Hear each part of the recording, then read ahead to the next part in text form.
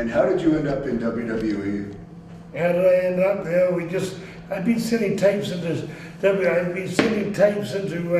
Vince Senior. I don't know whether you remember.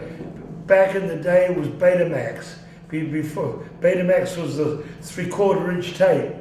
That's when video, before VHS and all stations were using Betamax in the 70s and the mid 80s, I guess. I've been sending tapes into WWE, and all of a sudden we just shot it. We're working for NWA, the Crockett's out of Carolinas, and we were he'd bought out UWF, which was Bill Watts' territory. And it was a long story about, we walked out on Crockett before, so he said, we gave him 2 months notice, but that's walking out. You don't give him notice, he gives you notice. Anyhow, we got back in there, because when he bought Bill Watts' territory, we were the champions. We'd just beaten Ted DiBiase and Dr.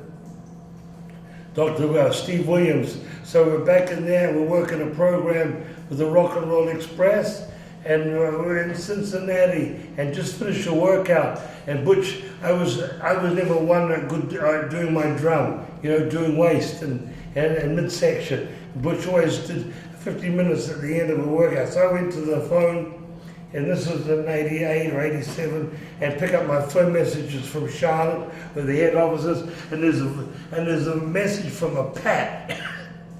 Pat who?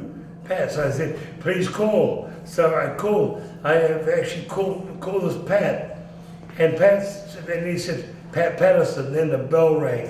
And he said, I got someone here to talk to you. And they put it on speakerphone. And there was Vinnie Mac, Caesar. He said, Kiwi, wondering if you're interested in coming and working for us.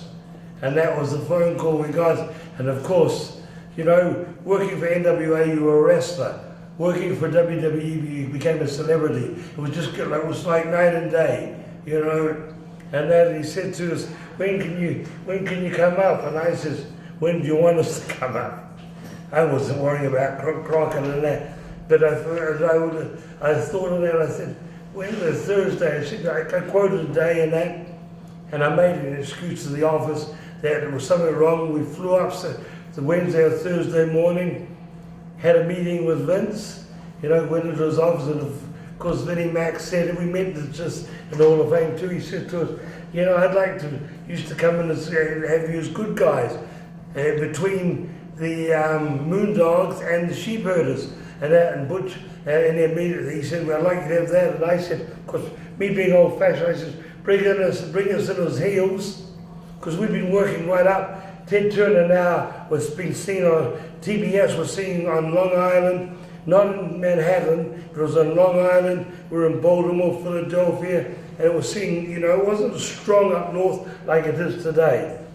And the cables weren't, but it was pretty powerful in that. And I said, well, bring us in his heels and we'll turn. He says, that's not the way I do it. He said, I'm going to bring you in for 2 months now each week and do vignettes and then bring you in and start you. So, blah, blah, blah, we flew home. 2 days later, Butch calls me up and he says, I got a contract here for some guys called the Bushwackers. He says, they've made a mistake and sent it to the wrong people. And I says, no, Vince wants to own us. Because merchandise, one big thing with Vince, when you go there, merchandising, as you know, WWE merchandise is what's making the company so big at the moment. Houses have dropped down to a third of what they used to be. If we saw a house, 12,000 people, in our day, 13,000 would be, what the hell's wrong? Today the house shows there are 4,000-6,000. Pay-per-views at the big houses and that. Anyhow, so that was the WWE. Butch said to me, the Moondogs have been on USA Network for 5 or 6 years. The Sheepherders have been on WTBS from 79 right up to 88, off and on. He says, let's create something else. And he says to me, we always went out in the ring and swung our arms up at the people when we're healing. And you turn around, like that and that. He said, let's go to the ring swinging our arms. And I said to him, mate, my shoulders are so effed, I can't do that. And he says, do you want to make money? And so hence the marching and the head licking, and that's what we remembered. You know, I finished with them in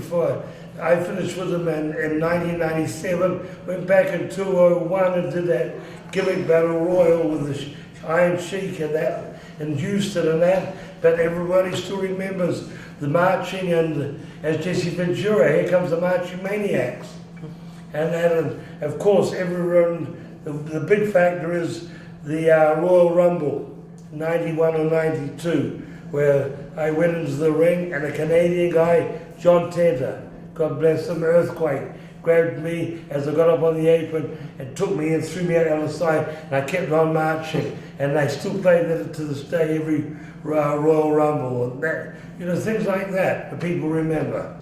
You know, to me, you know, I'm thankful to Vince. Everyone knocks, and a lot of independent promoters knock Vince McMahon. If it wasn't Vince McMahon keeping wrestling alive today, I wouldn't be here. A lot of WWE and a lot of these independent shows wouldn't be running.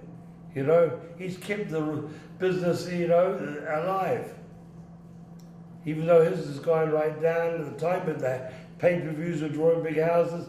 We've got a thing, and I've got to thank him because I'm still marching around to the ring doing the thing at the age of 69.